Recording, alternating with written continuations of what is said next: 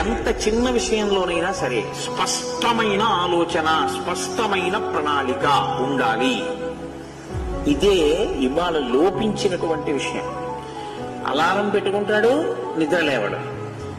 కాలేజీకి వెడతాడు, చదువుకోడు. పరీక్షలు వస్తుంటాయి, టీవీ పెట్టుకుంటాడు.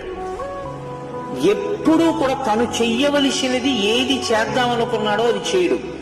ఎందుకు చేస్తున్నాడో వాడికి కారణం తెలియదు. నువ్వు ఇది ఎందుకు చేస్తున్నావు అని అడిగారు అనుకోండి, చెప్పలేడు, కారణం ఉండదు. ఏదో ఒకటి చెయ్యాలి కదండి అంటుంటాడు.